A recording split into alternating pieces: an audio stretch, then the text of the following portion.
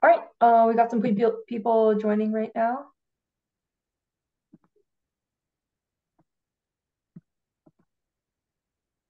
All right, welcome everyone. Thanks for joining.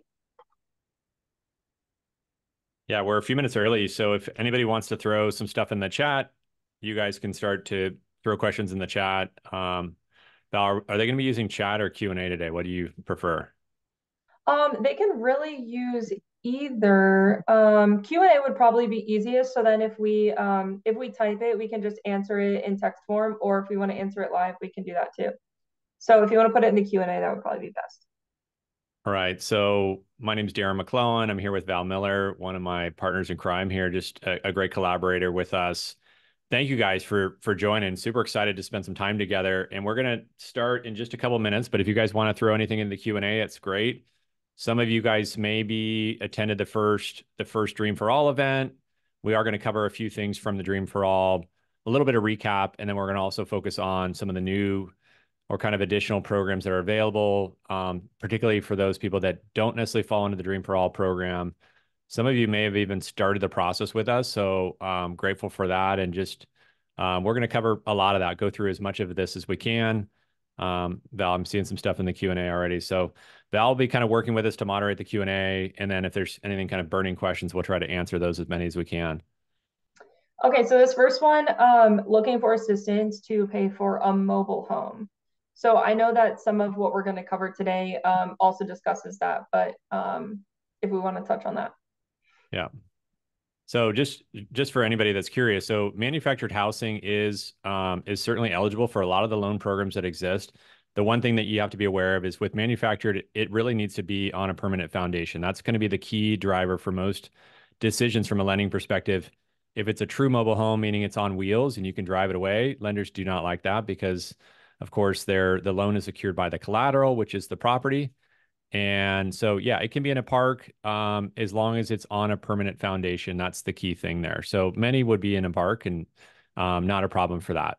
There are some programs like single wides we cannot lend on. Manufactured home on its own land, that would be okay.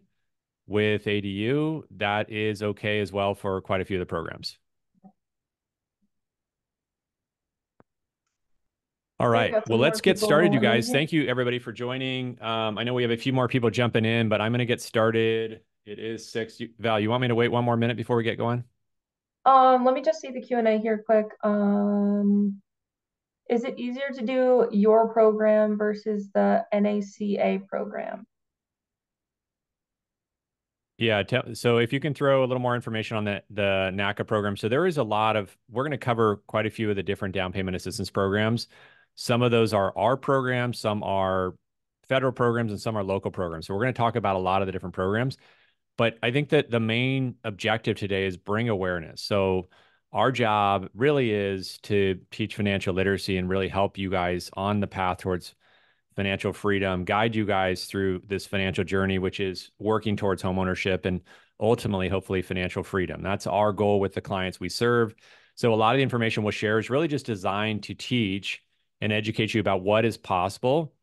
And then when we go through a process with clients, we're going to look at your unique situation, look at where you're living, where you want to buy, and help you identify what programs might be applicable. Some we're going to have access to, and some are not going to be programs that we participate with, but we are a national lender.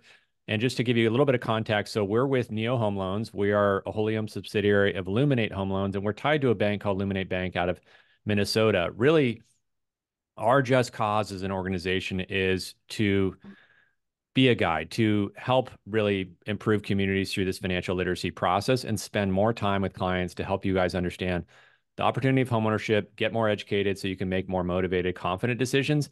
That's really our big purpose. And we're really trying to change lives and change the course of your life through a partnership with you. And that's kind of how we view it. So it's not a simple transaction for us. We make a long-term commitment to clients. And so if we help you guys through the mortgage process, we will likely help you for many, many years to come to help you guys make decisions as your life changes and evolves. So I'm going to dive right into it. Let's get into the slides. So I'm going to share screen for a second and start going through some of the information and education we're going to share. Okay.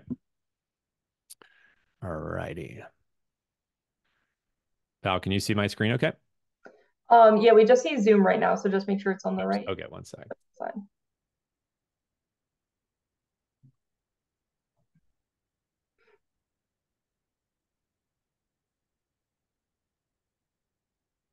All right, how are we looking now? All right, good to go. All right, so we're going to cover a bunch of the down payment assistance options for first-time home buyers. These are really specific to California. So if you're in other states, there are many programs for other states, but of course, most of you guys are signed up for the California option, so we're going to review those today. So before we get into some of the programs, I think it's worthwhile spending a few minutes on what's happening in the housing market. And really, the big story is understanding why we have this housing shortage that we have, which is putting upward pressure on prices. Many of you guys have seen during the pandemic, home prices rose. Prices are still remaining very resilient despite the fact that interest rates have gone up. So I want to help you guys understand why, in fact, we have this housing shortage and a little bit of why the story sometimes in the media isn't necessarily correct. Maybe you've heard that there's a housing shortage, but I want to help you understand specifically why that is. So if you look at this chart, the orange lines reference housing completions, the number of new homes that were built, and this is the national chart. And if you see those orange lines, you can see that in the early 2000s, we were building close to 2 million homes a year. This is in the 2000 references to 2 million homes. And the blue lines would be housing formation. So in the early 2000s, and particularly up to 2008, we were building close to somewhere between 1.5 million and 2 million homes a year. And we built a lot of houses as a country. And in Southern California, Northern California, all throughout California, we built a lot of new housing.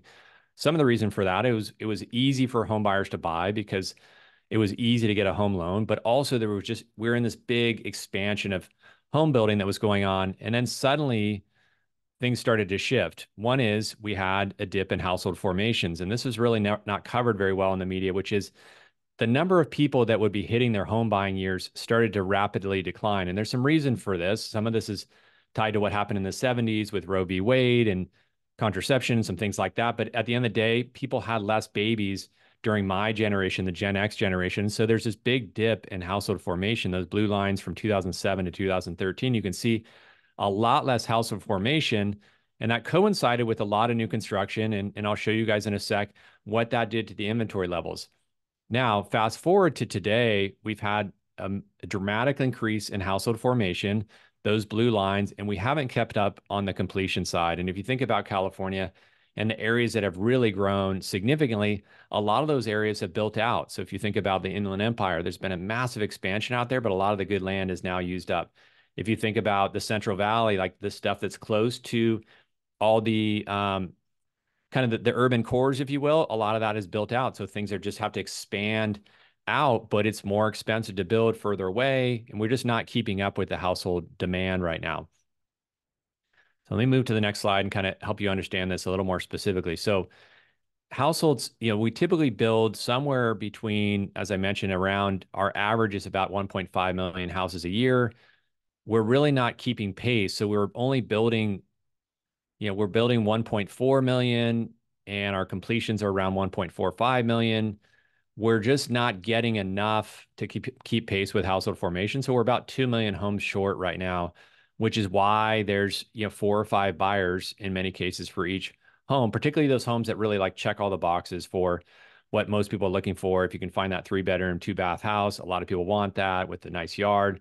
Those homes are just selling like hotcakes for sure right now.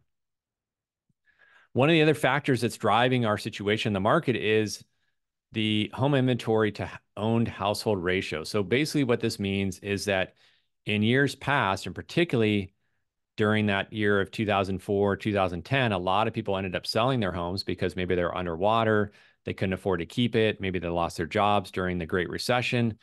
Now we have a different dynamic. Most homeowners have an interest rate that's sub 4%. So they really have a cheap loan on the house. Their housing payments are really, really low. They know inventory is challenging. And so the byproduct is they are holding onto their houses. And that is also making it more challenging to find a home because not as many people are selling their homes. It's, roughly 1.1%, which is an all-time low. I mean, historically, this chart goes back to 1983. We've never had so few sellers. So you have a lack of new construction. really we built this, we didn't build enough homes between 2010 to 2020, which created this big housing shortage. And then we also have this factor that people are not selling their homes. And this is a new trend, right? This is people were selling their homes, and now all of a sudden people are holding on to their homes. Last little piece here to understand the housing market. And this one's a little bit scary because nobody wants to hear about more competition, but it is important to recognize that interest rates really are directly correlated to home affordability, meaning the big challenge for all of us, right, is man, it's so expensive, right? Home prices are high, interest rates are high. I can't even make sense of this housing payment. Why would I do that? That seems crazy. Renting is way cheaper. So maybe I'll wait. Maybe I'll wait until interest rates come down and it gets more affordable. But the data suggests that as interest rates do come down, and we don't know when that is, it's getting harder to predict because of the inflation being so sticky right now. But effectively, as soon as interest rates start to meaningfully move down, and we saw it kind of November timeframe when interest rates got a little bit better, mortgage applications grew really quickly. They all of a sudden everybody started applying for home loans. So we just want to be aware of the fact that this little window of time with interest rates being elevated is potentially an advantage for buyers, because if interest rates get lower, it's going to increase buyer demand, buyer competition, and we know that not enough people are selling. We know that we haven't built enough homes. So that's going to typically push prices higher and increase competition. Last little piece. So California housing market overview. So homes for sale, you can see that we really have roughly a 2-month supply of homes. A balanced market would be about a 5-month supply. And you can see these trend lines kind of continuing downward. Now, springtime, we typically see a little bump in inventory, right? You can see where inventory grows. This is kind of spring into summer. I don't know if you can see my little blue dot there, Val. Can we see that? Yes, we Inventory can. then would fall off towards the end of the year. Springtime again, inventories rise. End of the year, people take their homes off the market. So you can see there's seasonality. And in springtime, typically we see a big rise in homes available for sale, and then it falls off kind of into the fall and into the winter months. People take their houses off the market. Typically after Halloween, it really slows down. So good idea to try to buy when there's more available for sale, and potentially people are more motivated. Sometimes there's opportunities to get a deal in the winter months, but there's typically less to choose from. So any questions, Val, in the chat about the market conditions as a whole? Not so much the market conditions. I think all of the questions that were relevant to the slides that you were going over were answered already. Okay. All right. Awesome. All right. So now we're going to just switch into kind of, is it worth it to buy a home, and really get into some of the weeds about your situation, some of the programs, and we're going to make sure we cover as much as we can in this webinar to really help you make a more confident decision. So this is kind of a fun chart, and this one's a little bit confusing. So let me walk you through this. I think we modeled out a $600,000 purchase price and I forget which market we picked on this, but I think we picked, do you remember what city we did this in? Sorry, I I mean, don't. it's okay. So this is a market that historically has had about a 5% rate of appreciation. So when you're looking at buying versus renting, I always think it's good to do a bit of a calculation to decide, hey, is it worth it, right? That was the question we posed earlier. And what's it going to cost me? And what if my payment is significantly higher to buy versus rent? Why would I make that choice to buy? And so this is an example. I think we used a $600,000 purchase price with, in this case, actually, I think I take that back. I used a $500,000 purchase price, original loan amount of $450,000. So putting down 10%, and then evaluating this property over a 9-year time horizon. So what this looks like is, with assuming 5% price growth, which is the historic rate of appreciation for this county in the state of California, the estimated value on that $500,000 property in 9 years would be worth about $788,000. So when you look at your cash flow, or you look at those first couple of years, so in the top of the chart, you can see these red bars, negative 33,000, negative 24,000, negative 12,000. So you're like, wow, that doesn't look that attractive to me. I'm really actually paying more to own than I would be if I were just renting. Why would I do that?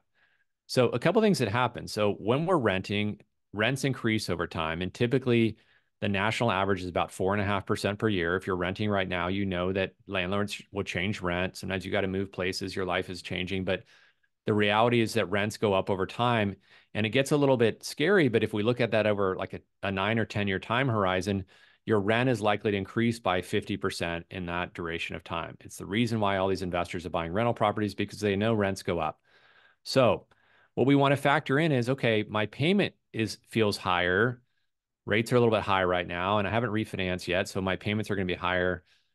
But what about my rent? Well, my rent's going to increase by 50% over time. So eventually, my rent keeps going up, my payment stays the same, and eventually, if I can refinance, my payment actually comes down.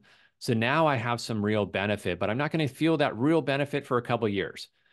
But over time, what we can see happens is the home appreciates in value. We also start paying the loan down through the amortization process. So you start gaining equity in two different ways. We get the benefit of the appreciation, and we also get this equity piece. So it's like your forced savings account, it's your piggy bank, which is that house.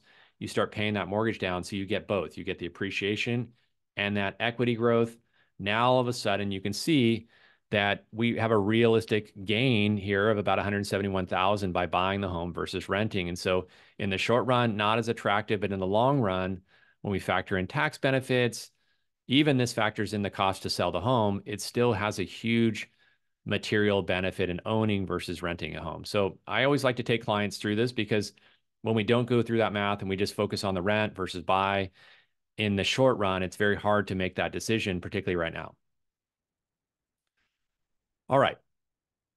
Let's move into some of the down payment assistance options. And so if we think about the Dream for All program that we talked about in our last meeting, the Dream for All program is exceptional because it just provides so much down payment assistance, so much. It's up to 20%, up to a max of 150,000. It really changes the type of house you can buy. So you could buy significantly more, or your payment just significantly less for the exact same house. So that's the exciting thing about that program. But it's important to recognize that obviously there's only 2,000 families or people that will be eligible for that program. So I think it's wise, if you're really motivated to try to buy a home this year or next, whenever that is, to just understand what other possibilities exist. Because there is a lot more down payment assistance options than people realize. And so being prepared, being knowledgeable, being educated, and really understanding what would work for your unique situation is super important in my opinion. And I definitely think we should all know this as best we can, just to know what's possible. So the benefits, of course, it helps buyers alleviate some of those upfront costs with buying a home. It can be used for down payment funds, closing costs, and more, depending on the program guidelines. And it can come in the form of grants, loans, deferred loans, and tax credits. So there's a lot of different variations, and there are some gotchas in there. And so we're going to try to kind of talk through some of the pros and cons of some of the different programs, and then answer some questions. Some of the questions I just want to fully preface on is we may not be able to answer today, might require a little bit more research, just because there is quite a few programs, okay? So the Dream for All recap, we talked about that a little bit, but let me just recap in a little more detail. So for Dream for All, key detail here is must be first-time home buyer, and if there's multiple borrowers, one needs to be a first-generation home buyer. You can receive up to 20% of the purchase price, a max of 150,000. Must get pre-approved with a Cal HFA approved lender. We are one of those. And then the funding window, really the voucher window opens on April 3rd. So we have to recognize that they're going through a vetting process. People will be selected at random. And I think the other key detail that Natasha shared in the last webinar is that the allocations will be based on the populations within those counties. So the larger counties, LA, San Bernardino, San Diego, Orange County, Santa Clara is not huge. There's some bigger counties. Sacramento County is pretty big. Like those larger counties are going to have more allocations than the smaller counties. So it's just important to recognize if you're in a highly populated area, there's going to be more vouchers, but potentially more applicants as well. So let's see. Let me just move my screen here. So not a first come, first serve basis. So you do have time, right? So what we're finding is it's taken a few days to get through our pre-approvals right now, just because of the volume of pre-approvals. But I just want to make sure everybody knows, if you're going to go for Dream for All or any of the programs, you don't have to know, like we don't have to get it done today or tomorrow. We have some time because the window is going to be open for about 3.5 weeks. Okay, so let's talk about a few other down payment assistance options. And I think there's going to be some questions that come up, and I'll cover as many of these as we can. I want to make sure that everybody understands that through the down payment assistance programs, you can get typically 3.5 or 5%. That would be standard for most of the programs that exist. We're going to get into some details on these. There's also a program that would provide where it's a 1% down option. We'll talk about that, which is there's a contribution from the lender of 2%. You can borrow 97%. You need to contribute 1% more yourself. So you can effectively get 99% financing. And then there's a Purchase Plus program that's going to be available in certain counties, and it's really based on census tract. It's based on where you live.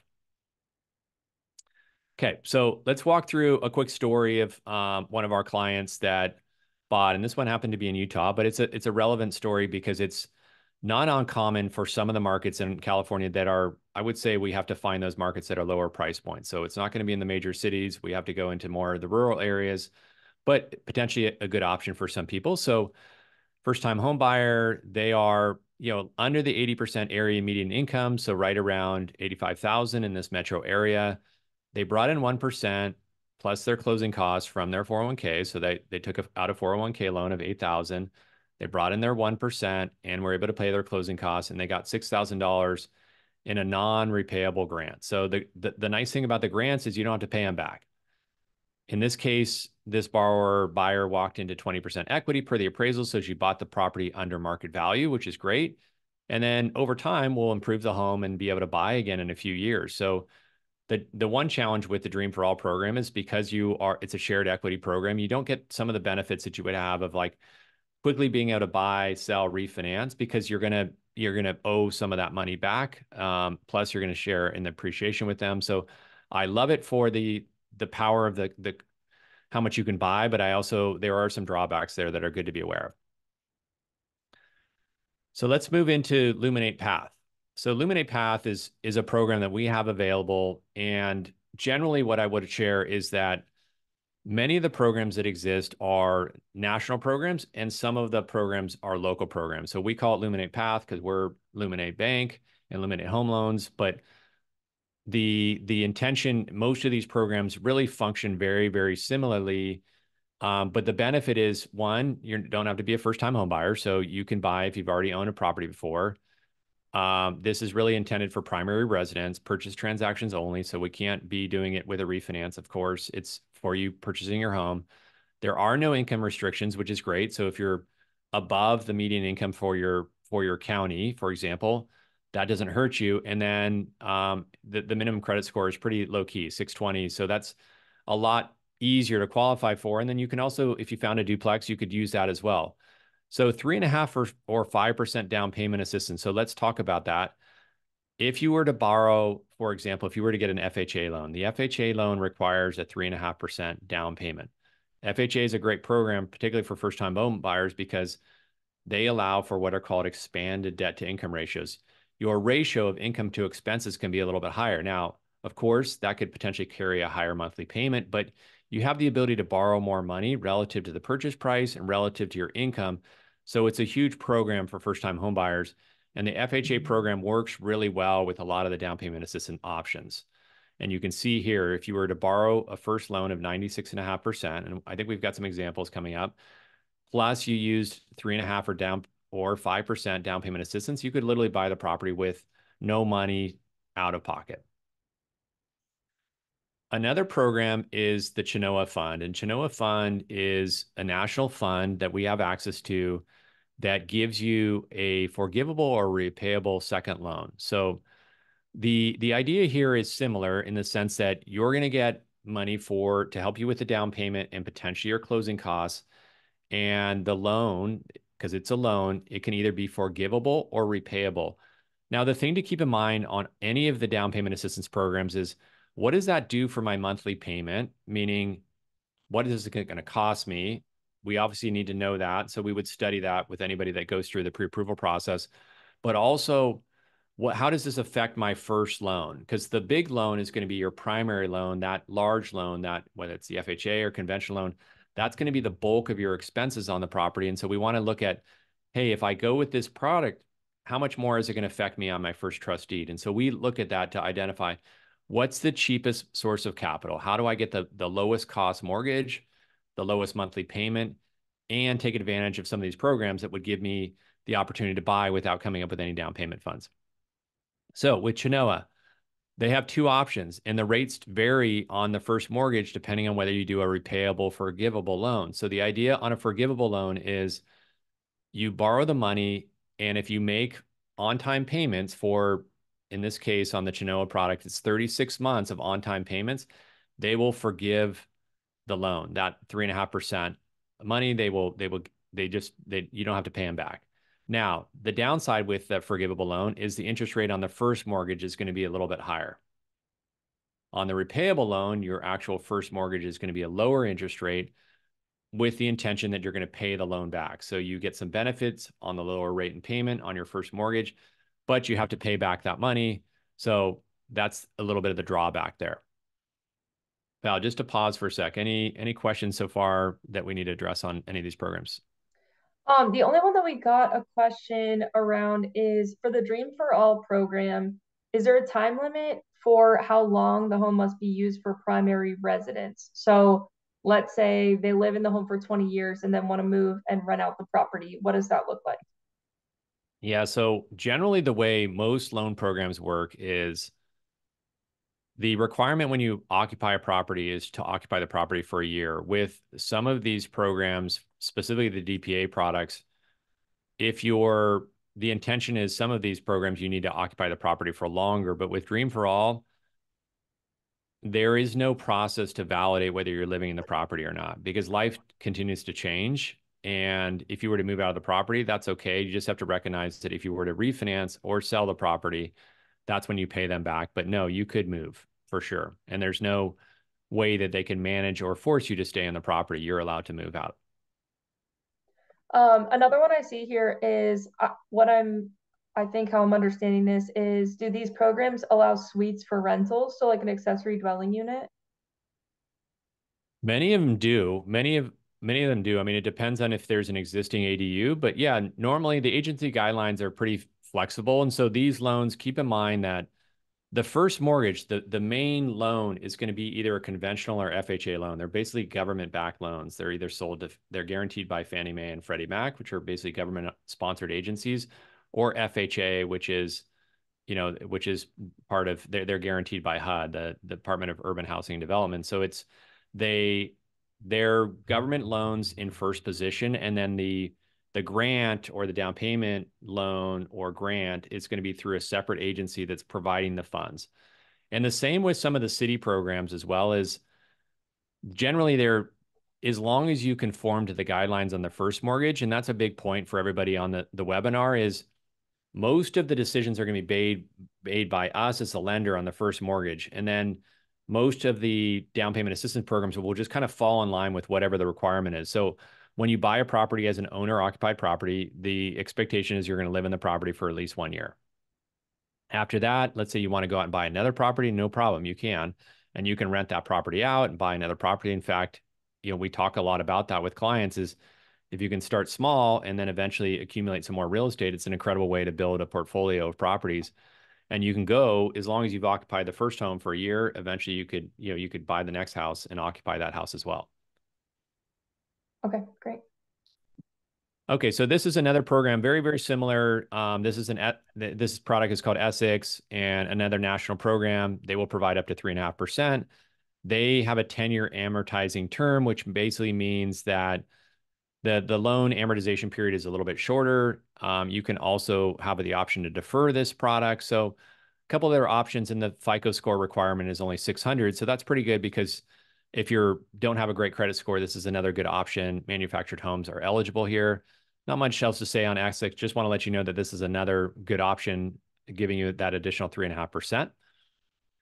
And then we also have, and this program has some specificity and particularly tied to purchase price, but it's the 1% program. So this is a program that will provide up to $7,000 in a non-repayable grant, so 2% of the purchase price. They would give you that money towards the down payment. Your purchase price can't exceed $360,000. So if you're in LA County or the Bay Area or Orange County or San Diego, very, very hard to find something in this price range.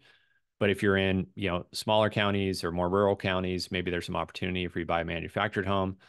That might also be an option. And here, if you can see down below, you can use income from an accessory dwelling unit to qualify, which is pretty cool. So if you were to find, in some cases, a 2-unit property, which I really like for first-time home buyers, if you could find a 2-unit property, it's an exceptional way to buy a little more real estate, buy a little more house, because that secondary unit you can use as additional income to help you afford that monthly housing payment and also help you to qualify.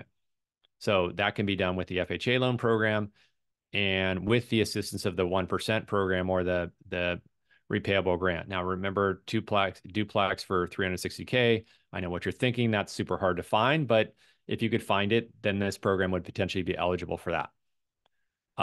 We have to be at 80% of the area median income. So this can be challenging as well. We have to, if the median income is low in your county, this might be tougher, but if it's a high median income like Orange County, LA County, maybe there's some opportunity for you there. So you can put 1% down. It can be a gift or it can come from retirement.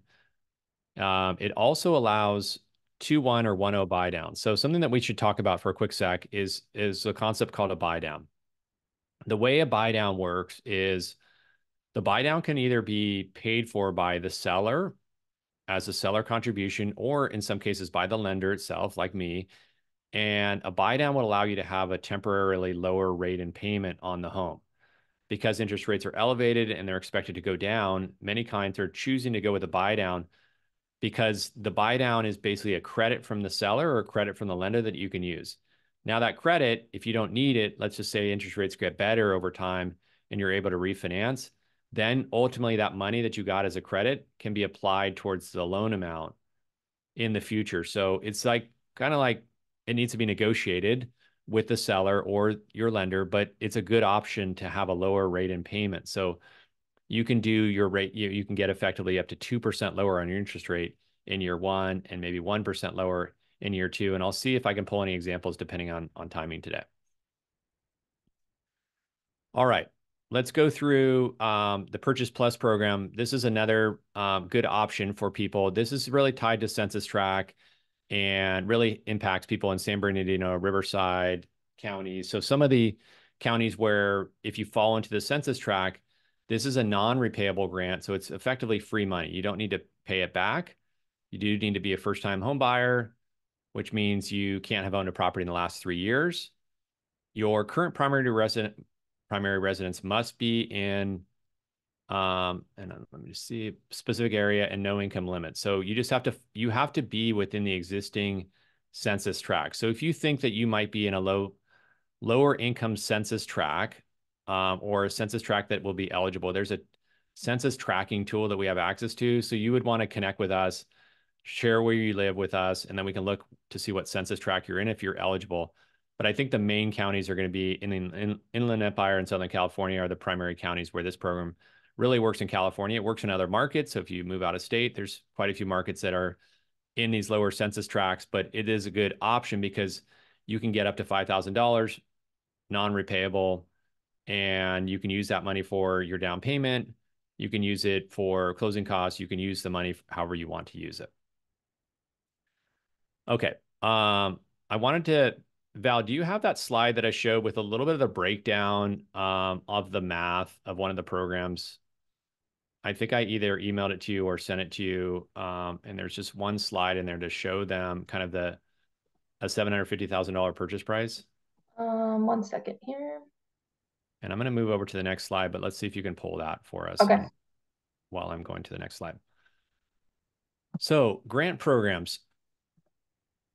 I think there's quite a few, not I think, but there are quite a few grant programs in each of the cities right now that are available. So as an example, in the Orange County, there's a program that will provide up to I think around 29,000 in specific cities in Orange County as available grant program. So that's pretty exceptional. LA County, I think, has up to $80,000 right now with certain programs. Now, not all lenders are approved, and in some cases, we're not necessarily even approved where I have to get approved. I have to take some classes, but there is quite a few county specific programs. So it's not a bad idea to inquire with us and check, via Google, which counties are offering some of these specific grants, because there is some great money out there. You need to have a first mortgage. So you're going to have a first loan, but you would also be able to use this grant for the down payment. So it's a little bit like Dream for All in the sense that some of the programs are shared appreciation programs. So it's good to kind of understand the rules.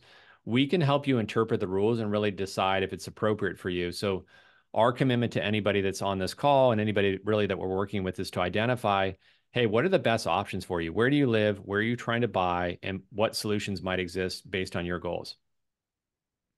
Val, were you able to pull that Yes, graphic? I was. Yep. Okay. Do you want to share screen? Yep.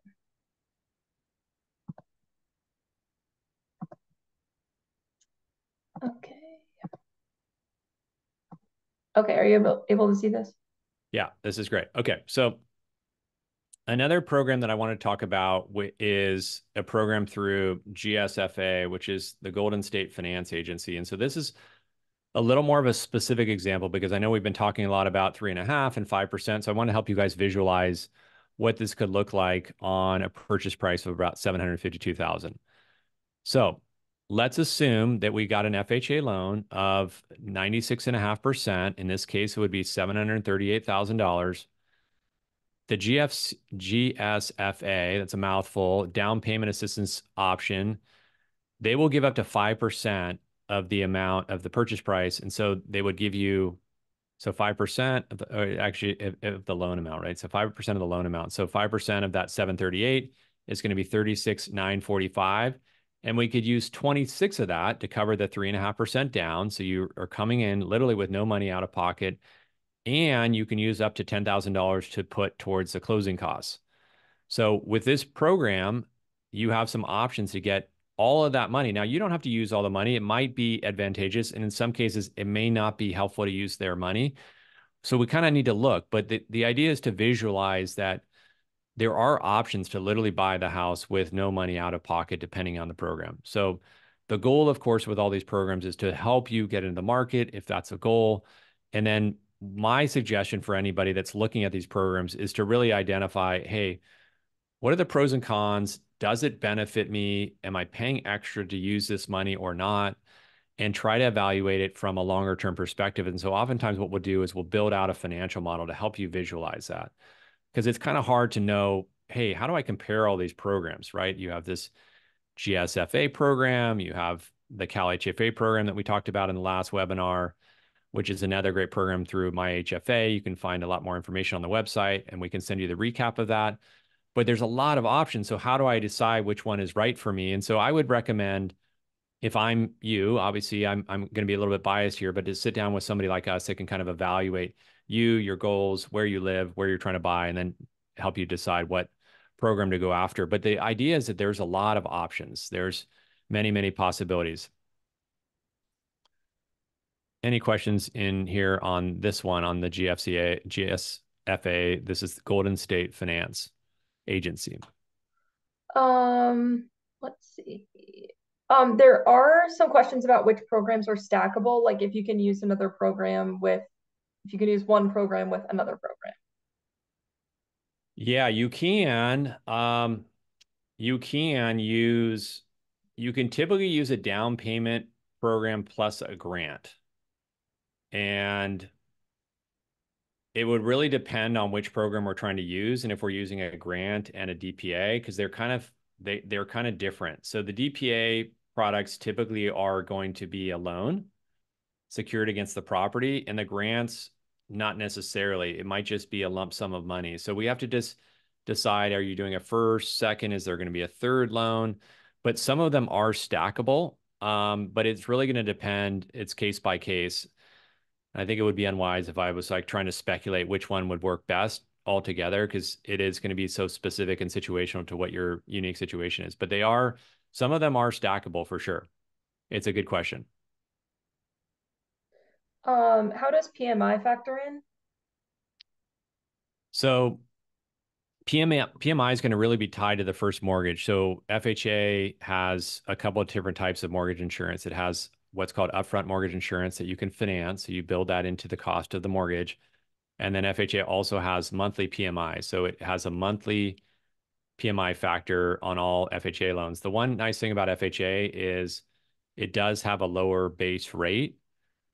The GSFA product also has, they have some specific interest rates that you're eligible for, but generally all of the loans where you're putting less than 20% down are going to have some sort of mortgage insurance. On conventional loans, you can buy out of the mortgage insurance through just a one-time buy down, what we call single pay mortgage insurance. But yeah, each product is going to have some level of mortgage insurance. So I guess where I like some of these programs is the idea that you're going to be able to likely refinance in the next few years. If we think about kind of the forecasted market growth in terms of price, which is what we talked about a little bit earlier, if we think that market is going to appreciate by on average 5% a year, then in the next few years we should be able to refinance the loan and eliminate that mortgage insurance. Sometimes you'll be able to do it just by virtue of making a great purchase and you bought it under market value and the market really expands. During the pandemic, we were seeing double-digit price growth year over year. I wouldn't expect that in these next couple of years, but it's likely that you'll see growth and then you can look to reduce the MI at that point.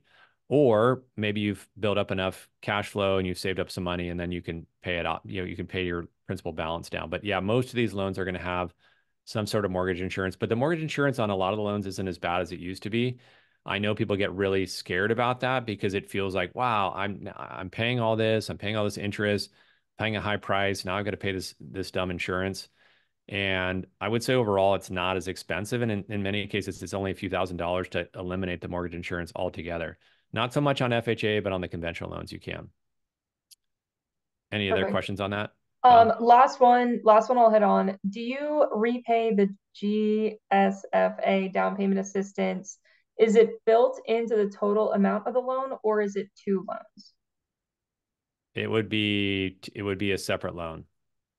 Okay, perfect. Yeah. Yeah. So it's not built into the first loan. So if we look at this example, this is going to be your first loan. You can't go above the 96.5%. So there's really no loan product that it goes above 97% other than the VA loans. If you're a veteran, you can go 100% financing, which is amazing. And yeah, VA loans don't have mortgage insurance. That's the one product. If you're a veteran, just go with a VA loan. Those are the best loans in the marketplace.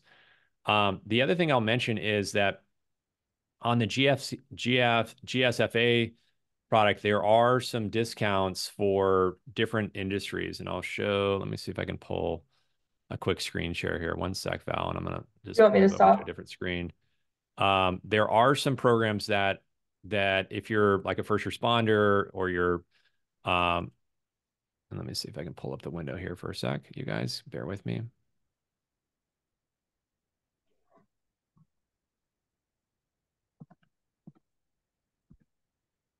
In the meantime, do you have information on Homes for Heroes? Is that a product that we do here in California? I'm not totally sure on that. I haven't seen a lot. I think I heard about that a little while back, but I'd have to research that. I know that those programs run out of funds pretty quickly, so let me. We will send information on that after the webinar. Yeah, that would be my recommendation. Some of these, like, there are so many little nuances with all this stuff, you guys. Like, it's very hard to keep. I mean, just preparing for this conversation today, like, I don't know, probably spent 6 hours just kind of diving into all the different programs and products. We've done a lot of them, but there's so many little rules and little gotchas or things that affect the interest rate.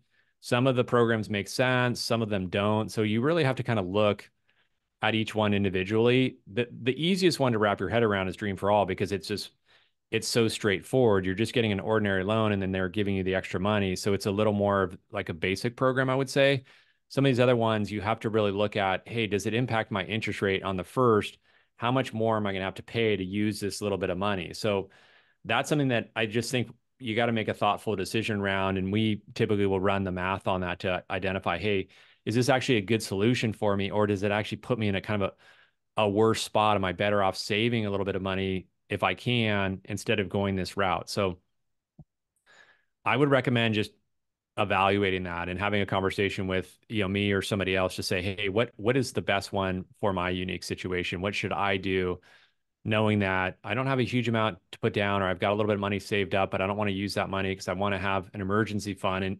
And that's just another quick thing to note is anybody that is buying, there's a cost to maintain properties, right? If you buy a condo, typically those costs are less. But if you buy a single family home, you should expect a few $100s at least a month to maintain the property over the course of a year. You're going to have a home warranty. You're going to have potentially a natural there's two different types of home warranty. You're going to have your kind of hazard insurance, but you can also get a home warranty for appliances, but you're still likely going to have some expenses. You might have to do some improvements, or maybe you have a leak or whatever those things are, maybe something that's not covered by insurance. And so it's a good idea to have a little bit of a buffer in your budget to allocate for some sort of expenses to maintain the property. And then ultimately, where we coach our clients is we like to try to get you to like 3 to 6 months of the monthly payment in reserves. That's going to be tough in year one, but the goal, I think, longer term is to try to achieve a level of savings that will allow you to, if you were to be out of work for a little bit of time, that you're not scrambling to, satisfy the mortgage payment. The other thing to keep in mind is when you buy a home, you're going to have a little bit of a grace period on your mortgage payment. So you have 15 days to make an on-time payment. If you ever got into like a little bit of a pickle that month, you have up until the end of the month before it's considered a late payment, or technically a credit event where they would report it on your credit. You would have to pay a late fee, but just good to know that you have a little bit of wiggle room. It's something I didn't realize when I first bought a house is like, oh, I actually have a couple weeks to make this payment. I can figure that out. If you have, maybe you get commission or you have variable pay, you work a little bit extra overtime, whatever that is.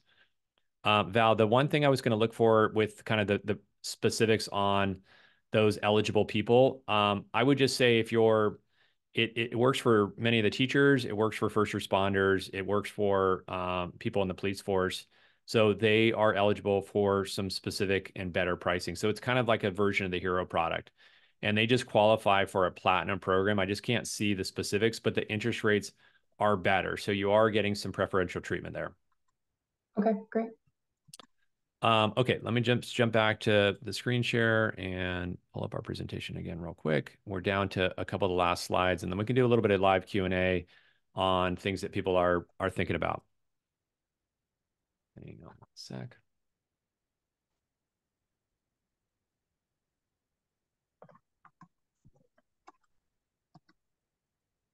Gotta find my...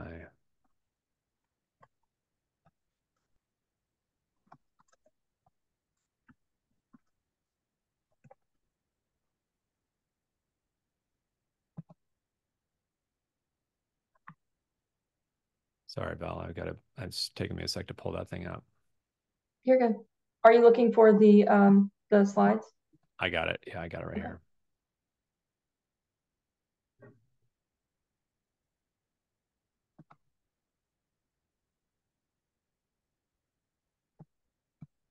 Darren, while you pull that up, just one more question. Are there any programs that you know of specifically for teachers? There is. There have been a few different teacher programs. I can do a little bit of research on that. I did see that the GSFA product does benefit teachers a little bit, so there is some benefit for them, and it might just be a lower interest rate on that loan. But I have seen a few different programs, but I'm not seeing anything huge right now for teachers specifically. I think most of the programs are really intended to serve, I would say, underserved communities. So the goal is to try to make homeownership more affordable for people that really haven't had that opportunity. I would say that's the biggest push right now at the state level, is help people that haven't been able to afford, be able to afford. And most of the programs, even the grant programs, are really designed for people that are maybe below the median income. So if you're at median income and you're just trying to figure out, hey, what programs exist, you got to focus on the programs that don't have income restrictions. So we can do a little bit of Q&A unless we want to go back to any Dream for All content, Val. That would be the only other thing we could do, is if we wanted to pull up any of the Dream for All material, we could hover on that for a little bit, or do a little bit of live Q&A on Dream for All, because I know people still want to see, hey, is there anything else on Dream for All that I should be aware of? So I can run back to that slide if people want to ask questions about Dream for All as well. Sure, I can run through a few other of these questions that we have waiting in the chat. One is, can down payment assistance also be used towards earnest money deposit, or is that always out of pocket? Yeah, it's a really good question. It cannot be used for earnest money because the programs aren't going to be available until you have a property identified and you're in escrow. And so that's a really useful question. So I think man, if you find yourself in that situation where you're trying to come up with the money for the initial deposit, because the typical deposit amount would be 3%, is pretty common. Man, it's a tricky one because I guess the only other opportunity would be to try to, if you could potentially borrow the money from somebody and then know that you would be able to, return the money as soon as you go into, and as soon as you close. That's probably the only way I could think to do that, but it's a great question. I don't think I've ever thought about that specifically, but it's a really good question because if you're like, okay, I want to use all these programs, I don't have the savings, and I can't quite tie up the property. Yeah. Yeah, maybe that would be worth considering is, hey, is there anybody I could borrow the money from? Maybe you have to take a cash advance on a credit card temporarily. That would be something else that you could potentially do.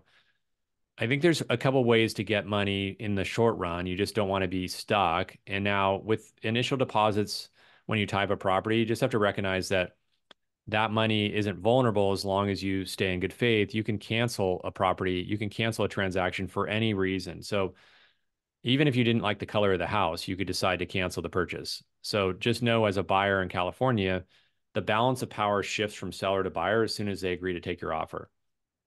They are going to be, sellers are going to kind of scrutinize a low down payment offer more than they would a 20 or 30% down program. There is some other options, just to be aware of that there are cash buyer programs. You have to pay an additional fee, but you can actually buy a home cash with some of the programs we offer. So we could also look at that if you are confident that you can afford the house. Let's just say we pre-approve you, you want to take advantage of the program, but you can't, we don't know if you're going to get it. Then we could also look at a cash buyer program, particularly if you think you're getting a good deal on the house, or you can get a cash discount. There's a program called a cash buyer program that we have where literally we can, basically write the check on your behalf to close on the house. As long as we have a loan approval in hand, we know we can close the loan within, 30 to 60 days. That's another option that we could look at for people. Any specific programs for those in the medical field? We've got a few questions around that. There are some programs, yeah. So there are some physician-specific programs, or doctors and nurses programs. We offer a few different programs for people in those professions. Typically, those come with lower down payments, and sometimes they have better rates. There is a couple lenders that are really specific in that space. There's one bank that we send clients to, but we do have a couple of different programs through two of our lenders. So one of our lenders is called Flagstar, another is Huntington, and they both have physician, nurses, doctors programs. And we'd probably want to cover that separately. So if anybody wants to inquire on that, schedule a call with us and we can walk you through those options. Perfect. How soon do you have to make a purchase on the Dream for All program? Yeah, so you're going to have 90 days from the time, if you get awarded a voucher, you have up to 90 days to identify a property and close on it. So I think my expectation is, last year the window was only open for 10 days, meaning you basically had to be in contract to apply for the program. So we were like scrambling because we knew the program was coming out. We got people pre-approved, everybody was excited, and then they couldn't get themselves into contract. And so they were ready to go. They were likely going to be able to use the program, but instead, by the time they got themselves into contract, the money ran out because the money ran out so fast. So last year was 300 million, and I think it worked for about 1,500 people. This year, because the loan limits are a little bit lower, they're not going, because we did one for 200,000 for a client. You could get up to 200,000. This year, it's only up to 150, so it'll help more families. And then with the restrictions, it's just going to be a little more chill to get approved for it. But yeah, you have up to 90 days. Perfect. All the programs that we talked about today, do they work for new construction purchase homes as well? Yeah. Yeah, so new construction's a great opportunity if you can, particularly if you can find something that's affordable. And some of these builders do have some incentives to do a little bit of affordable housing. And some of the cities right now are, pushing to increase affordable housing. They have affordable housing requirements. So that's another thing to look at is, hey, is there any affordable housing in my city? And but yes, of course, with new construction, it's no problem. The main thing that the builders are going to be looking for is a solid pre-approval. So it is important to have a solid pre-approval in hand, knowing exactly what you can qualify for. That's really critically important to be successful. And then some of the builders will have, construction builders will have some incentives for you, but they're not going to have the down payment assistance programs. They're just going to have kind of like subsidized interest rates. Sometimes we can match those, sometimes we can't, but there is going to be some other options available through them. Question came through, and this is a good one just to cover for everyone. The question is there a cost to be pre-approved? No, no, no costs. Yeah, everything we do kind of in this phase of the process is at our expense. There's no cost for anybody to go through that process.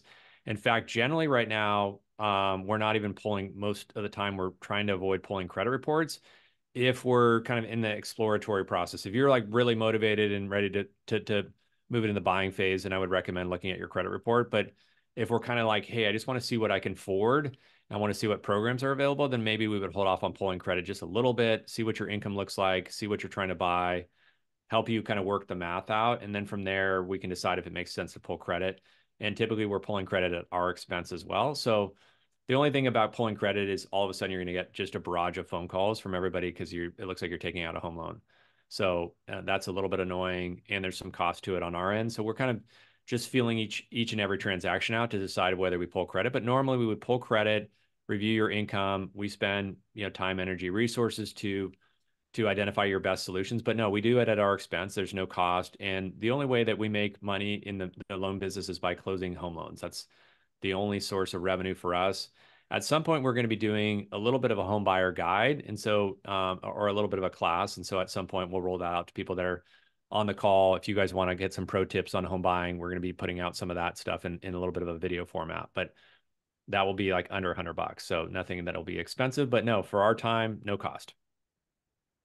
And also for those of you who are on here, just before we move forward, there's a link for both the application and for a spot on Darren's calendar in the webinar chat.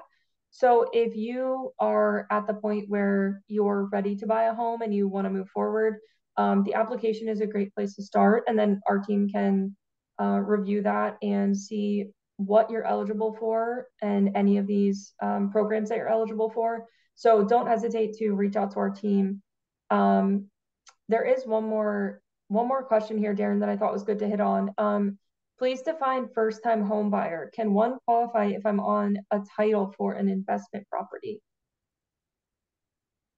I think if you're on title, I mean, technically first-time home buyers is you can't have owned a property in the last, there's a couple of different definitions, but typically it's 3 years. Some of the programs don't require you to be a first-time home buyer, but some do. And so if you're on title, you may want to consider not being on title, would be a possibility. So that would not, if you just have an interest in a property, yeah, man, I'd have to double check that. I mean, that's a good question. Generally, what happens when you go through the lending process is there's a couple of different reports that get run on your Social Security number. And then if it's a specific program intended for first-time homebuyers, like FHA and conventional loans, they don't care if you're a first-time homebuyer. It doesn't matter. It's really going to be the down payment assistance programs or the grant programs where they're going to be more sensitive to that. So we should look at it. We can run a report to see if what you're on title for, but if man, it's a good question. I would want to, let me research that a little bit. And then if Val, if you can get their information, I can just follow up and send an email out. Okay, great. Is it possible to get pre-approved without a hard inquiry? Yeah, I mentioned that earlier. So generally, we're trying not to do hard inquiries right now. So I would recommend initially, especially if you're like on the fence about buying and just want to see what you're eligible for. And if you kind of know what your credit score is, we would rather not pull the credit just right away. The main thing is we need to know what your outstanding liabilities are. So when you're going through the process, and I'm just going to unshare screen for a sec because we're kind of good on screen share for a sec. When you're going through the pre-approval process, we're doing what's called a debt to income calculation. So we're looking at your total monthly income, and we're going to really look at your annual salary or your wages. And we should actually talk about this for a little bit if you guys have questions about how to calculate income. But we're going to take your annual salary or your monthly income. We're going to come up with a monthly income qualifying number. We're going to determine what your income is over here. Then we're going to look at your expenses. Do I have any car payments, minimum payments on my credit cards, student loans, any other outstanding debt? Doesn't matter if you have cell phone bills and other things. It's just what's on your credit report that's a recurring expense. Food and entertainment, all that stuff are variables. It's really like the things that you have that are kind of secured against your credit report, which are going to be those cars. It's really cars, credit cards, outstanding loans and liabilities. Those are the key things. So we're going to look at those as a monthly expense. We're going to come up with a monthly number, and we're going to create basically what's called a debt to income ratio. We're going to look at your income. We're going to add up all your debts. We're going to add in the new housing payment and come up with a debt to income ratio. The nice thing about FHA is it allows for higher debt to income ratios. Conventional loans are a little bit more conservative. So you have a little like 5% more wiggle room when you buy with FHA, which is one of the reasons why it's super helpful in today's market to go with that program. But yeah, we generally are not doing hard credit pulls right now. We're trying to avoid it. We can also do soft credit pulls. So that would be the other option for somebody. If we need to pull credit, we can do a soft pull as well.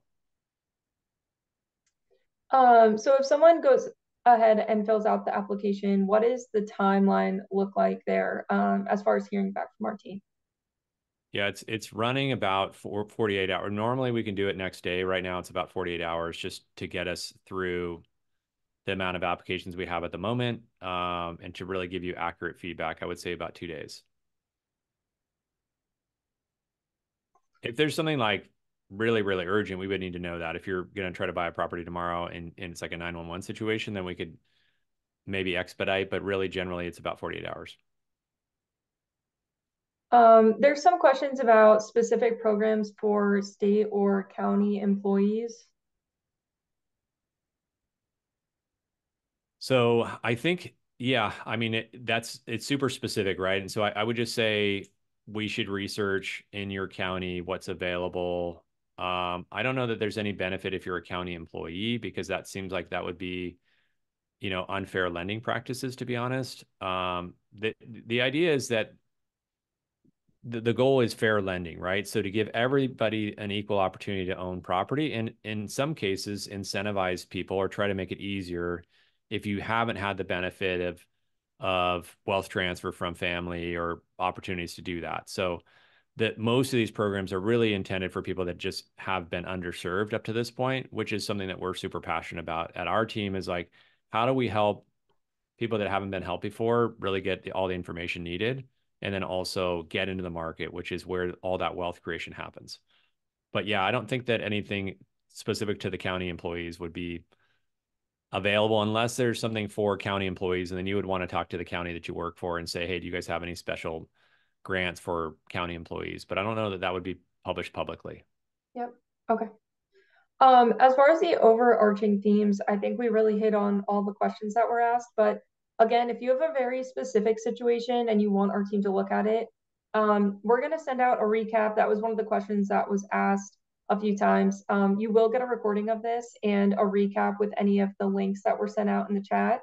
But if you're looking to get your specific situation looked at, either go ahead and fill out an application or go ahead and schedule on that Calendly link that was sent in the webinar chat.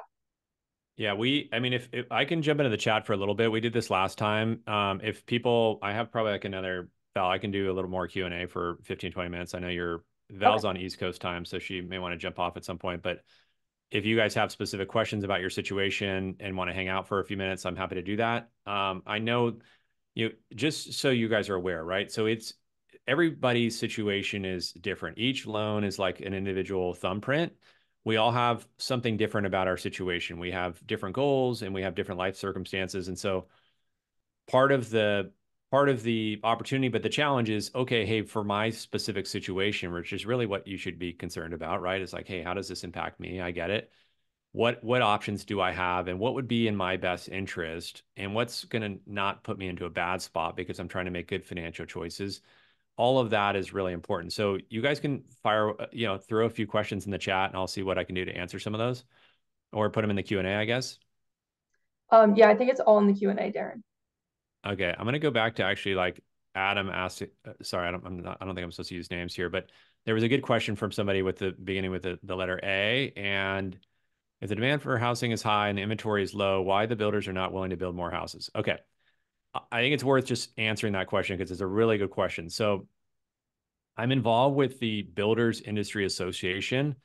And one of the challenges that California home builders in particular face is something called zoning regulations and restrictions, which is it's not easy to build in California. We have environmental laws, we have municipalities that, if you already own real estate, you don't necessarily want a bunch more houses in your town. You are like, oh no, there's plenty of people here. I don't want anybody. It's like the whole NIMBY thing. So it's not easy for home builders to actually build houses. There's not a lot of great sites and a lot of places to actually build right now. And so that is a huge challenge. In fact, in the county of Orange County, this year there'll be less new homes built than there was in the prior year, and we already have this huge housing shortage.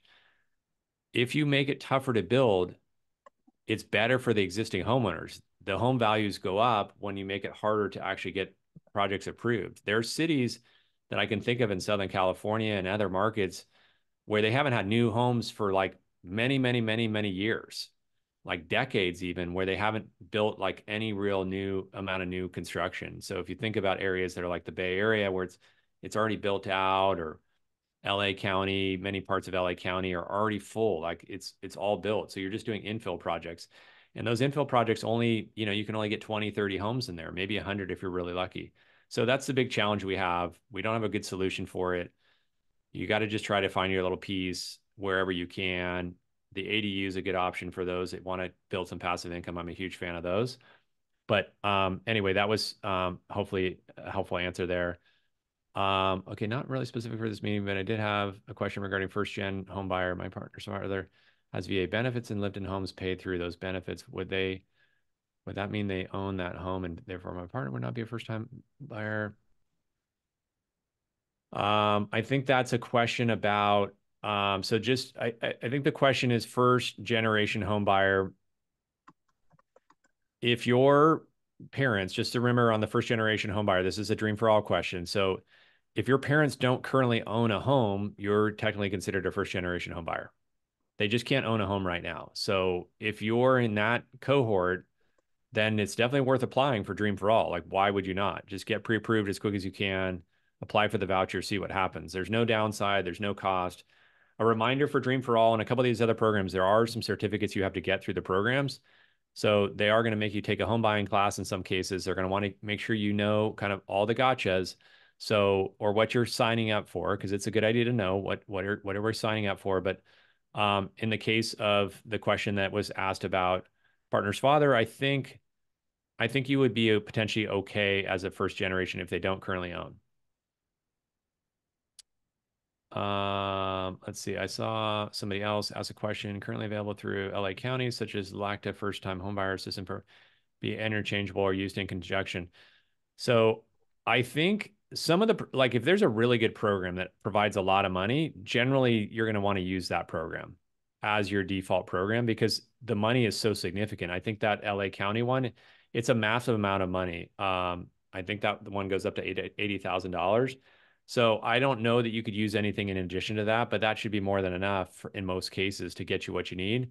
So, but that's a good one to explore. We don't have that program available. I was researching that one today. I think I need to get approved with them, so I got to inquire and see what that looks like. Okay, don't understand how it can be forgivable loan for Genoa. Okay, going back to a question in here. The forgivable loan, so for Chenoa, so you can either be on the Chenoa program, it's either forgivable or repayable. The forgivable product means that your interest rate, your base rate on your home loan is going to be a little bit higher. There's a little bit of a penalty for having the forgivable loan. Not a penalty, but like they're going to charge a little bit more money on the interest rate. And then if you occupy the property for 3 years and make on a lot of the forgivable programs, you need to either make 3 years worth of payments or 5 years of on-time payments. If you miss a payment, you're not on time, then they reset the program and make you do it for another 3 years in order to forgive the loan amount. I think that hopefully answered that. And those are 3.5 to 5%. If somebody else asked, are there any counties in the Bay Area for Neo Purchase Plus program? I don't think so. Many Southern California examples. Is that your specialty? What about no, we're a great question about Southern California just happens to be like the most populous part of the state. So we do a lot of lending in Southern California, but I'm actually from Northern California. And so I'm born and raised up north. And so no, we can look at any county specific products for you. But a lot of the programs I mentioned today are national programs. And then some of the programs are based on price point or census tract. Golden State, the manufactured home on land with ADU won't accept FHA. Does Golden do conventional? I think Golden is only FHA. And so, okay, I see a Zoom user question at 6:30. That would be a good one to just schedule a call with us and tell me what you're looking at, and then I can do the research for you. That's probably what I would recommend. So remember that a lot of these programs, we as a company, and we're fortunate that we have a good product team. So we have to kind of get approved with the programs, just like my HFA, like the Cal HFA stuff. At the company level, we have to go through an approval process. The goal is that we're working with them and transacting with them, but we have like some rules and regulations that we need to follow. And so both of these programs, both the GSFA and the Cal HFA products, we go through a compliance process to make sure that we're a suitable partner of theirs. So we have access to them. We can find out questions and answers. Natasha and I from Dream for All, she's great. So she's been answering a ton of questions for us. So we have, a great line of communication. So I would want to just research any of those things. If I'm the widow of a vet, would I qualify for a vet loan? No, you need to be a veteran yourself. My Home and Zip. There's questions about the My Home and Zip. We didn't cover that today, but we could schedule some more. We'll probably do another webinar in the next few weeks, and we can tackle a few of the other programs and products, and we'll send out an email about that. A question about MIP rate. So I hope I see a few people have dropped off, but I'm hoping I'm getting to some of these questions. Who will decide the mortgage insurance premium rate? So the mortgage insurance premium is generally dictated by the loan program that you go with. So FHA has standard mortgage insurance premium rates. On the conventional loans, which is non-FHA loans, so just kind of the generic loans, those are dictated by your loan to value, your credit score, and whether you do what's called lender paid, borrower paid, or single pay. So I would recommend just having us quoted out, looking at what your purchase price is, the loan amount, and then we can factor in your MIP rate. And some of that stuff you can Google a little bit, so you can kind of, there's a fair amount of information online about MIP, but I would recommend just giving us a little more specifics, and then we can tackle what your specific MIP rate would be. Rent versus buy. Since May of 22, prices for buying went up by 20%. So rents did not increase. Any comments? Okay, that's a good question. Okay, so rents definitely have kind of flatlined a little bit because people are just squeezed right now with inflation. So I think landlords in general have had to step their foot off the gas pedal, and demand has waned a little bit. So rates are really tied to supply and demand, right? So when there's a huge demand for housing, they're going to be able to increase rates much more significantly. And when the demand is a little bit cooler because people are trying to save money, or they don't have, kind of the budget to pay for as much as they want to pay in rent, then they're going to have to make different choices. So I think it's an accurate comment, and we've seen rents moderate. And if you look at the inflation data, we've seen rents really moderate quite a bit. But when occupancy gets full, and some counties have, instituted rent control as well. And many counties, I mean, in California, there's definitely a huge movement around trying to push rent control in many, many markets, but you can still, increase based on cost of living. And so that still means kind of 3 to 5% would be normal amount of rent growth. But I agree with you that rents have definitely softened, but I think that's a temporary situation. And over time, if we look at it history, which is always the best thing to do with real estate, is look at the data and look at it over a wider time span. When you look at it kind of in like a little bit of a snippet of time, just like looking at the stock market or any market, it's like, you don't get the full perspective. But a great question. Programs for single moms, nothing specific for single moms. That would be like kind of not, that would not be fair, considered fair lending. I mean, you're definitely not discriminated as a single mom. I can tell you that definitively, but there's not um, nothing for specific for single moms. But I'm glad that you are out here trying to make it happen. I love that. Any programs for seniors? The programs for seniors are really reverse mortgage products. They typically require a little bit of a down payment if you're going to do a reverse purchase. So nothing specific, unfortunately, that I'm aware for seniors to buy. I think, the main thing I would say for seniors is to try to identify some of the communities are less expensive and some of the age restricted communities are a little bit cheaper because they're maybe not the typical, family type neighborhood, and that slows down demand in some of those markets. So that would be worth exploring. I see healthcare professionals. I think we kind of touched on those, kind of run through a few of these earlier questions. Okay, I think we had that question about first generation home buyer. I think as long as they don't own the property right now, I think you're good for that.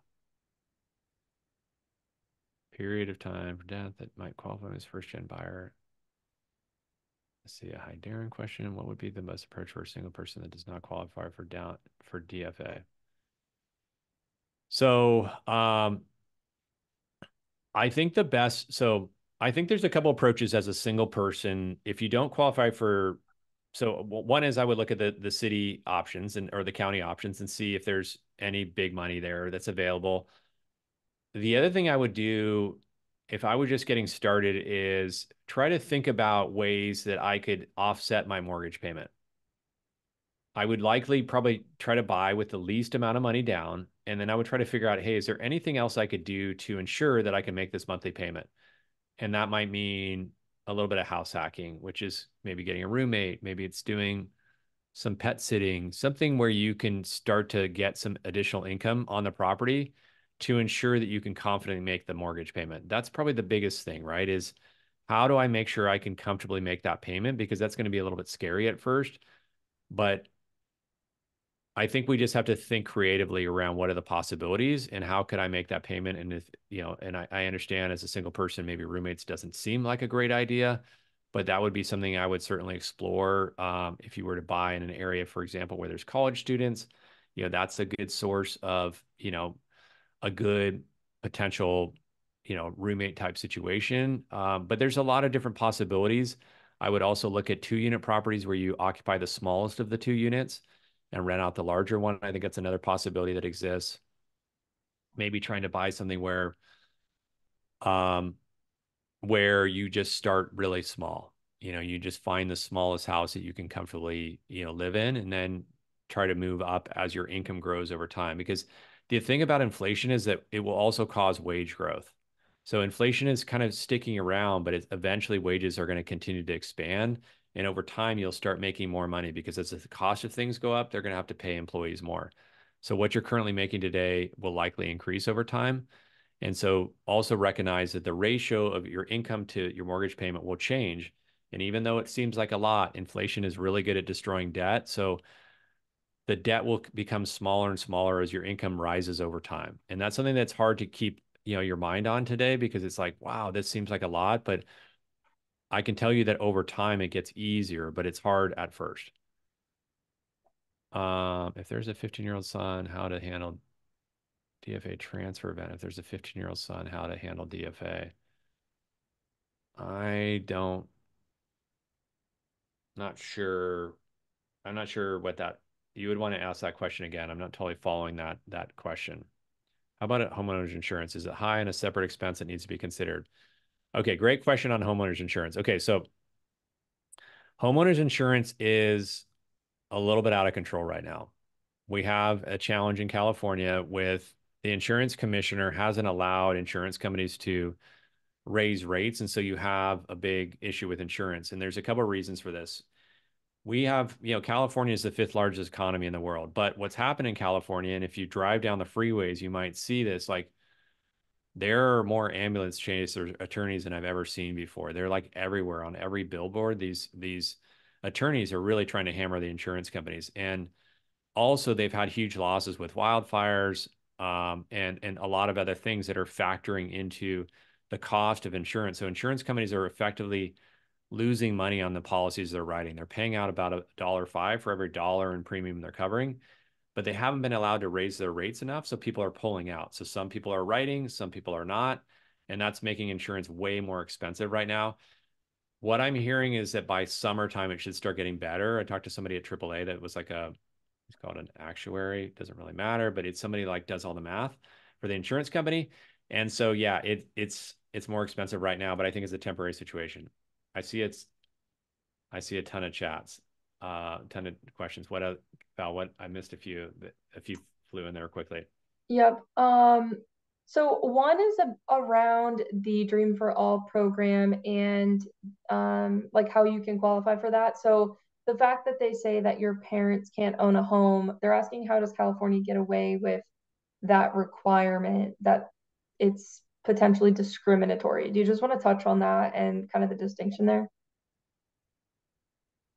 Yeah, it's a good question. I mean, I think it's so tricky, right? Because on one hand, I mean, I can tell you certainly that there was the program got abused last year, and people that didn't necessarily need it got the money. So now they're trying to make it more even. And I don't know if they're subject to any like discriminatory practice. I don't know that there is a rule around that. I mean, I'm sure they have attorneys that have run it against the fair housing laws. There are specific fair housing laws that you cannot discriminate for gender, for marital status, for occupation, for ethnic origin. Like there's all these things that you cannot discriminate on. And it's called redlining. In fact, like if lenders are discriminating, they're subject to huge, lawsuits. But I don't think this one would necessarily fall into that category because it's not necessarily redlining. It does feel like I know it feels kind of lousy if you're in that category. Like, man, I feel like I should be able to get this because I'm not getting the benefit of family wealth transfer. So I feel you on that completely. And I can, I understand that. But I think they must have done their homework on it. And I'm probably not smart enough to give you a better answer on that right this second. But I will ask, and then I'll share that out with people because I think we've had a bunch of questions about that. So I will ask them and see what they say. There's still like some specific questions around very specific neighborhoods Mm-hmm. or counties. Yeah. So again, do you just want to touch on like, regardless of where you're looking to buy, it's best to, we can look into the specific loan programs in that area if that's what you're looking for. Yeah. I will mention real quick on, I know so just one quick thing that the Dream for All does have, if you're part of the foster care system, you definitely doesn't matter what the family situation was. So that is, if you can prove that you were in the foster care system and there's not much to, like, you just have to document that in some capacity, that eliminates the need for a family situation. And that would seem kind of like, okay, that makes sense. Explains, I get that one. And I love that.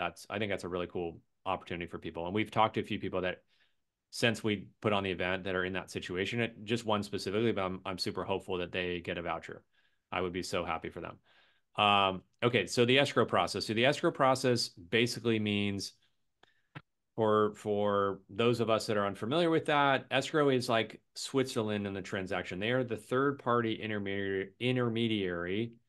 They're kind of like the independent party that ensures that the purchase contract between buyer and seller is adhered to. They charge fees. In my opinion, escrow companies like kind of make too much money for what they do.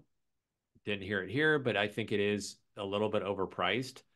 It's slightly negotiable, so you can negotiate the fees sometimes, which is good. And there's some companies that are only charge one side, but typically seller and buyer pay a fee. for them to manage the contract, gather paperwork, facilitate signing, um, deal with the money transfers. But that's their job. Their job is to kind of, and they're typically selected by the seller. So as the buyer, you don't have a lot of influence over what company they work with. And oftentimes it's really it's dictated by the listing agent, and the listing agent oftentimes has their like open houses, food paid for by the escrow company. So it's like they basically buy the business. And so it's a little bit annoying, but not much you can do on that. If we work with you, we can try to help you negotiate the escrow fee. That's probably the best thing we can do. Probably save, $500, $1,000 maybe on the escrow fee if we're lucky. Okay, I see a bunch of questions. So I think Val, you're asking like, okay, what about where they live? How do they find out more? Um, okay, I see you typing an answer on the low income piece. Um, so census track is a census track. I see a good question on that. So the census track is public data. There's some maps, like Fannie Mae has one, and there's basically maps that define a geographical area, like where you live and what are income limits for that area. And like literally, like there's a big map, like the map of the country, and in each county or part of the state, there's kind of areas that are mapped out, and some are considered lower income areas, some are considered higher income areas. And in certain income areas, the goal is to try to help those people. It's like called like reverse redlining. The idea is like we're trying to focus on this group of people that have been underserved, that don't have higher rates of homeownership. How do we get them into the market? So we got to try to help them out. That's really the intention, right? If you're in one of those census tracts where you guys typically, the people in this neighborhood haven't really had the same level of homeownership, some of these programs are designed to help those people. That's probably the best way to describe it. And then and what I would say for anybody that has that question is just reach out to us, tell us where you're currently residing. We can pull up the census track and send you the information. But there's a couple websites and resources. And you can even look up like probably Google census track and see what census track you in. I know that Fannie Mae's website, let me see if I can pull one up. I'll see if I can find I think they have a tool, and I'll throw it in the chat. What's another question while I look that up? I just answered one. I am answering it, but if you have anything to add about, do you think realtors can be eliminated from the buying process if you know what you want to buy? Yeah, it's a good question. So, if you hadn't heard, there is a massive lawsuit that just happened with National Association of Realtors, and it's basically a settlement, which means it was a class action suit. NAR, the National Association of Realtors, agreed to settle the lawsuit, and it's really around buyer's agent commissions. Standard commission percentage today is right around 5 to 6%. In some cities and locations, I've seen less than that, but that's probably a pretty standard commission percentage. The agents do perform a lot of functions that typically people, having not gone through the real estate process, it's hard to know all those things, and particularly like risk management. So the contract does protect you. If somebody doesn't disclose issues with the property correctly, they have potential liability. So let's just say you're buying a property, the house was built 50 years ago, and there's a bunch of issues with the property, and have never lived in the property before, so you don't know what the issues are. And maybe the issues are, okay, this thing has this big leak over here, the electrical doesn't work properly. So when you buy the house, you're like, oh, holy crap, like I didn't know all these issues were there. And the seller never told me about it. Well, they have a duty to disclose. So the contract kind of protects you there. It also sets rules of engagement. It protects the agents too. But the idea is that a lot of what is in place is designed to either help you make a better decision or protect you from risk. Buying the right property is important. Buying in the right location is important. You can't move the house, and you can't really change the floor plan. It's super hard to do both those things. So trying to find a good functional floor plan will affect your future resale value, and trying to buy in the best location possible is super important. Everybody's heard that location is super important. So one street over might be better or worse than the other street. Maybe it's super noisy on this corner and the other corner is totally fine. So all of those things. So having a local expert can really help you minimize those issues. I have bought properties sight unseen, like little investment properties and stuff in other markets. And sometimes that worked out fine, and other times like I totally botched it because I wasn't working with a good agent. So I think it's good if you're going to hire an agent, you find a great agent. We can help you find a great agent too. So we're with some of the people that are going through the webinars, we're trying to help them find agents because um, we know what's good and what's not, and I want to make sure that anybody that I'm working with doesn't make a bad decision. I do see. I'm going to throw this little census tract thing in here because I saw that the chat. I'll just throw it in. I'm just going to answer this question. And what else, Val? What else we got? To qualify for Dream for All program, do you have to match the funds you are applying for? My lender told me I must show proof of funds to qualify. Well, I don't know what they mean by that. So I mean proof of funds as far as, yeah, that's a good question. Needs clarification, I think. So they might be asking for a proof of funds in the sense of if you get the Dream for All program, you can use the Dream for All program for closing costs, but they might be just asking to see what other money you have available. Um, I'm not sure why they're asking that specifically, but I mean, it's helpful for a lender to know what money you do have because they're trying to kind of look at your situation overall. Most of the programs don't require reserves, but some do. Like if you're buying a bigger house, typically you have to have some money left over after you close. So that could be why. But if you want a second opinion, we're here for that. And maybe your lender's not an expert on Dream for All like we are. This is a good one. What strategy seems to work well when putting in offers that have the best appeal? Really good question. Okay. Love this question. We spend a lot of time with clients on this. So the goal with your offer needs to make it look like you are almost like a cash buyer. Now, with down payment assistance programs, it's a little bit harder to do because we don't necessarily show a big bank statement with our offer. Sometimes you're going to show what's called proof of funds. Maybe that's what they're talking about. The lender saying, hey, when you submit your offer, we're going to need to show a little bit of proof of funds, even though you're trying to get Dream for All. Like, we need to make sure you got some money over here so that we can show it to this listing agent. The goal should be to position you as strong as possible. So we do this in kind of 3 or 4 key ways. We submit what's called a digital offer. So we do a pre-approval and we have a really badass pre-approval letter that shows who we are, why we've helped, thousands of families and why they should consider working with us. And in many cases, some of the agents might know us or they've heard of us. That's super helpful because they're now might trust us, but we typically do 3 things. We're going to spend a lot of time. We're going to pre-approve you. In some cases, we might fully underwrite the loan so we can submit an all cash type offer. We waive the loan contingency, which is your way to cancel the contract. And we're basically saying, hey, we're not going to, we're not required to have the purchase isn't contingent on the loan. We know obviously you need a loan to buy the property, but you can write up the offer waiving that as a reason why you would cancel the escrow. You would still have an inspection contingency. So you're not going to like buy it without doing an inspection. You still have a way to cancel if something comes up, but that's a way to kind of position yourself as more of a strong buyer or more like a cash buyer, which is sometimes super helpful. We use a digital offer. So we'll send a kind of a recap of your financing to the listing agent via text through a platform that we use. And you might want to pull up a screen share, Val, if you have a chance to just pull up LMP and just show like what the digital offer looks like.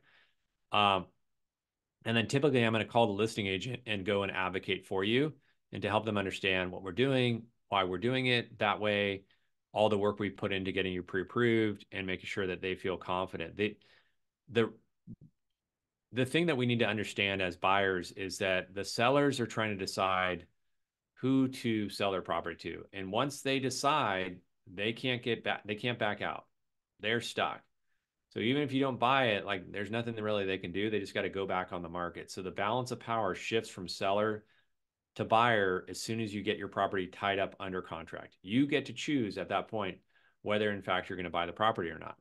So it's a very good position to be in, which is why you want to try to get your offer accepted, especially if it's competitive. So we'll try to make our buyers look like cash. So we just spend more time making sure the loan for sure works. So we don't put you in a contract and then we can't perform. That would be terrible. Hopefully that answers that question.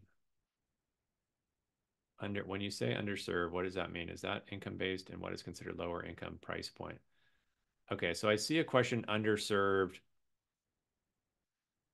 I use that term underserved just to mean areas where historically the rate of homeownership maybe has been lower, lower income areas that maybe are where there's more renters versus owners, where maybe the median income is lower, where they haven't had good advice and guidance to help them get into the homeownership process. Maybe families don't own a lot of real estate there, and so people don't really know how to do this. Those, I would call those underserved communities. I haven't seen any domestic violence survivor programs for I haven't seen that. Yeah, I'm not aware. I mean, that would be awesome, but I'm not aware of any programs like that. I think I would just use one of these other programs if it were me, and then just focus on trying to get my income, into the best position possible. That's probably the best thing you can do. But I recognize how delicate that is. And like, yeah, yeah, I feel that for sure. If I work part-time Um, but earn full-time hour, oh, what were you gonna say, Val? there was one that I accidentally clicked answer live, but I didn't mean to. I am gonna make you the host right now, Darren, just in case I Yeah, drop out. we're gonna wrap, you guys. We're gonna wrap up in like 5 minutes because I gotta go grab one of my kiddos in a few minutes too. There was a question around the like how fast can you get a loan? So I know we said about 48 hours after you submit an application is when you hear back, but what does the rest of that timeline look like? Yeah, so I would say start to finish. Let's say you got into contract, we can close in about 2.5 to 3 weeks, assuming everything is like really buttoned up and dialed in. But 30 days would be a normal start to finish. The pre-approval, I would say, is taking about 48 hours right now. And then from there, we typically will schedule a consultation. So we typically will spend, up to an hour with clients when they're buying a house. So we don't just want to put you out there and just give you a letter and send you on your way. We're going to want to make sure that you guys know, some of the stuff we'll cover is just things that you should be aware of as a buyer, and make sure that you're fully informed and run through the math and we typically will build a financial model for people. But it's a couple days to get pre-approved. We then schedule basically a consultation kind of to review numbers. That can last a little bit of time, so you got to schedule that. We don't have to do it, but it's super valuable, I think. So it would be a good thing to do, especially if you're a first timer. If you are okay, so let's say you apply for Dream for All, are you stuck with the lender that pre-approved your Dream for All letter, or are you free to look at other lenders? Yeah, you're free. Yeah, you can. Yeah, you can just. It doesn't really matter. You're applying for the voucher. The voucher is independent of the lender. You just have to work with a lender that's approved with the program itself, and that's the essential piece, because we're going to have to register the loan in their system, and so you have to be eligible. You have to basically be affiliated with Cal HFA, which we are. So we would love to work with you if there's an opportunity to help you out. Okay. All right, we'll say that this is the last question. So regarding loan qualifications, if I work part-time but earn full-time hours, will my loan be based on my earned income or my set hours? For example, I'm scheduled 24 hours a week but work 40, and this is consistent basis. Would you be approved for the 40 hours or the 24 hours? It's a really good question. So there's something called a verification of employment form that when you have a situation like this, we're going to verify income. I think you're going to be based on the 24 hours, to be honest, because that's what your employment agreement says right now, is that a lot of people right now might be working reduced hours, and that's going to create a little bit of a challenge. I would recommend you talk to your employer and see what options you have. If you're going to borrow money, ideally you have a pay stub that reflects the full amount of hours worked. And if we submit what's called the employment verification form, they're going to have to fill it out. The employer has to fill it out, and we have to have it signed by somebody, typically in HR or at your employer, that says, hey, this is the amount of hours that we have committed to giving them. So we can do that through the pre-approval process. We'll typically request a verification of employment during the pre-approval, and we can tell you for sure what that looks like. Okay, awesome.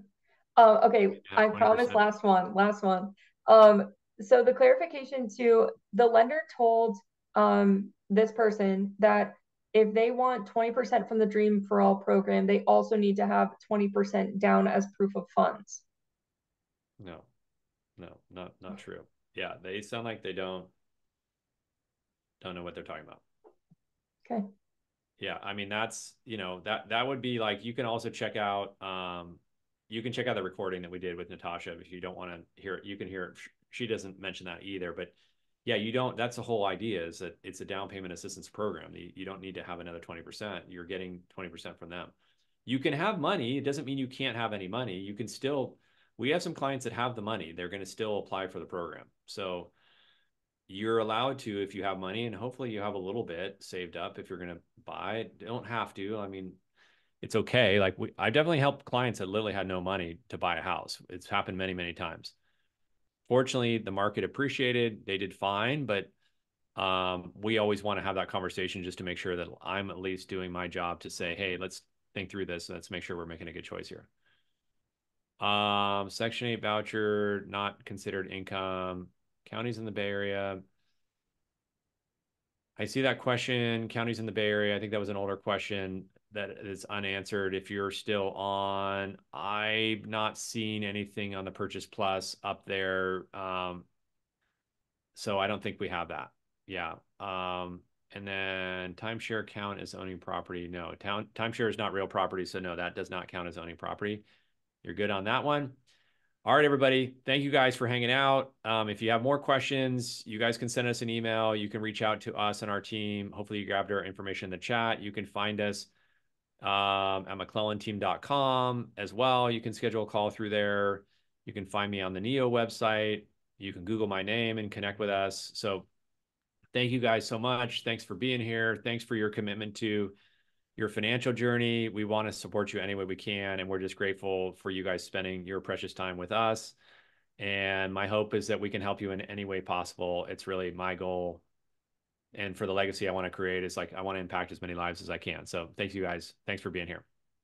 Thanks, everyone. We'll follow up with you and we'll be in touch. Okay. Thanks, everybody. Thanks, Darren. Bye. Yep.